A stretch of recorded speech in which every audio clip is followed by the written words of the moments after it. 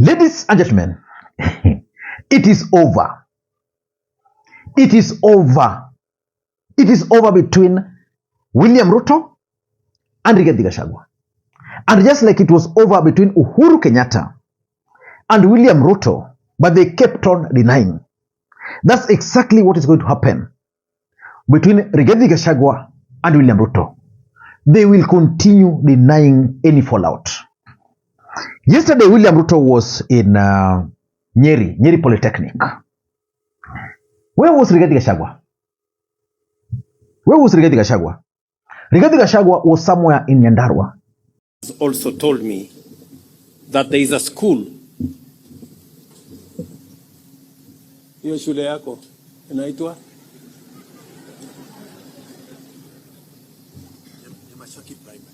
Nyamachaki Primary is your neighborhood here. There's a small school there with inadequate facilities. And Mheshimiwa, because they are neighbors to this school, I am going to commit 10 million shillings for now. And to see how we can upgrade that school, because I'm told there are 2,600 students, and they are learning in not so very good condition. Your member of parliament has been on my case, and he told me, unless I say something here, things may not be very good, and I may not be allowed to leave this place. Thank you, sir. And let me also challenge you. Do you know any event which William Ruto has ever attended in Mount Kenya and Rigathi Gachagua missed? Because what I know is that Rigathi Gachagua has always tried so hard to attend almost all events graced by William Ruto in Mount Kenya and also in Rift Valley. Let me just read for you what Rigathi Gachagua posted yesterday. This is what Rigathi Gachagua posted on his official function while William Ruto was in Nyeri. A mother is a pillar of the family, community and society. Today I joined the family of Priesthood Church Bishop J.J. Gitahi at Kaibaga, Olkalao, Nyandarua County to bid farewell to their loving mother, Mama Dorcas Wangari Muhihu. Now, the truth is, this bishop is a close ally of William Ruto. And of course, William Ruto should have attended this event too. But the truth is, even with this funeral here, if Rigathi Gachagua wanted to join William Ruto and then fly over here, we would have still done it. And for you to understand something here, let me read for you the list of people who accompanied Rigathi Gachagua, because he actually listed them. Joining me to share the grief with the family were Public Service Cabinet Secretary Amos, who was probably sent by the president, but now because Rigathi Gachagua was here, he represented the president and is naming them, including Kanini Kega, including Sabina Chege, including the deputy governor for Nairobi. So which means Rigathi Gachagua carried his team to Nyandarua, including Kanini Kega, who comes from Nyeri. Nyeri County is the home county of Rigathi Gachagua, which means in an ideal situation, Rigathi Gachagua ought to have been here. And in politics, nothing happens out of mere coincidence. So in this video, I want to explain to you guys the reasons why Rigathi Gachagua boycotted this event. But before we do that, for those who are watching this channel for the first time, please take a second or two, click that subscribe button so that next time we produce a video like this, YouTube will automatically notify you. And to the subscribers, I want to continue thanking you guys for your continued support. Because without that support, this channel cannot be where it is. Ladies and gentlemen, let us dive in. There is something that Kipchumba Murkomen once told us during an interview, that they started noticing the fallout between William Ruto and Uhuru Kenyatta way in 2015. That was even before the 2017 election. That Uhuru Kenyatta and William Ruto fell out that time. But remember, they later on came up with a strategy of blaming Raila and the handshake. But after the election, Kipchumba Murkomen was very clear that the gentleman fell out long before the election. And for me, because I understand politics, I can assure you that there is a fallout between Ruto and Rigathi Gachagua. And why do you think Rigathi Gachagua yesterday boycotted that event? Because for me, it is a boycott. You can call it any other name. For me, I'm not a carrier of good news. On this channel, I carry the truth, whether it's good news or it's bad news. So why do you think Rigathi Gachagua boycotted this event? Number one is because of the apology he made to Mama Ngina Kenyatta. And that's why today, Moses Kuria challenged him to apologize, to allow him to also apologize to Kenyans. Why do you think Rigathi Gachagua was nominated as the running mate to William Ruto? Rigathi Gachagua was nominated by Ruto because of his ability to deal with the Kenyatta family. So which means all the attacks on the Kenyatta family, he was doing on behalf of William Ruto. By apologizing, Rigathi Gachagua committed a mistake. He acknowledged that Kenya Kwanza actually did a mistake by attacking the Kenyattas. But that's what they used to win the votes. And it's also vindicate Uhuru Kenyatta, who told the mountain the opposite. And remember, Rigathi Gachagua made the apology where? Kameme FM. Who owns Kameme FM? The Kenyatta family.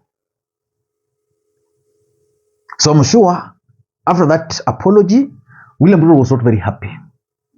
Which begs the question, why do you think Rigathi Gachagua decided to apologize to Mama Ngina? Because he wants to consolidate the mountain. I don't think William Ruto is comfortable with Rigathi Gachagua consolidating the mountain. So for me, that's number one. Number two is something that I also gathered during my interactions with a few guys in Nairobi. Rigathi Gachagua's statement on coffee farmers. You see, William Ruto is referred to as Sakayo and is comfortable with it because of the tax. So the finance bill was pushed. Members of parliament from the Kikuyu nation voted for it, apart from one. They went to the ground. The ground became hostile. Rigathi Gachagua went to the ground. The ground became hostile. Then Rigathi Gachagua decided to make some roadside declaration that we are going to review that tax. William Ruto was not happy with him because according to William Ruto, it was a collective decision to impose those taxes. And therefore, by appearing to sympathize with the farmers, it means they were trying to show that William Ruto was not considerate of the plight of the farmers. So I'm told he was told that was not very good. Let me ask you this question. Kimani Ichung'wah is the majority leader in the National Assembly. Have you heard him going to the ground there to talk about that levy or that tax? William Ruto believes that if you make a decision, stick by it. If it's good, it's good. If it's bad, it's bad. And that's why William Ruto has consistently maintained that the taxes are good for the country because a country cannot grow without taxes. That is the message he wanted Rigathi Gachagua to pass around. But Rigathi Gachagua, because he's pursuing his own political interests, especially in the mountain, found it good to raise it, because how would you remove that tax on coffee and then you leave others as if this country is for Mount Kenya alone? So that is the fear William Ruto has. Even Ndindi Nyoro has not talked about that specific tax. Ndindi Nyoro talked of just the overall. In fact, when Ndindi Nyoro talked about it, he was in Nyamakima. He was trying to address the traders down there. But Rigathi Gachagua was very clear that in 3 months' time, they are going to initiate an amendment. Let us wait and see if that amendment will be made. Number 3, Rigathi Gachagua decided to boycott that event because he wanted to send a coded message to William Ruto that he's not happy. Rigathi Gachagua is not happy. He's just moving, but he's not happy. If William Ruto is a shrewd politician the way I've always viewed him, then I'm 100% sure that he read the mind of Rigathi Gachagua. There is no way Rigathi Gachagua would have failed to join William Ruto in his own county. No way. So he was sending a message. And he found an excuse. You know, some of these things are normally designed like that. If these guys wanted to even postpone that burial, they would have done it. William Ruto would have told his friend, "You're my friend, you stood with me, you've hosted me, you know, the other day I was in your church. Wacha tusukume na siku moja, nitakuja." He would have done that. We saw when Kiptum died, he influenced the family to bury early. Number 4, why Rigathi boycotted this is because of Mount Kenya kingpinship. The truth of the matter is that William Ruto is on a mission of destroying anything called kingpin. He doesn't want a kingpin in Nyanza, so he has sent Raila Odinga to Addis Ababa.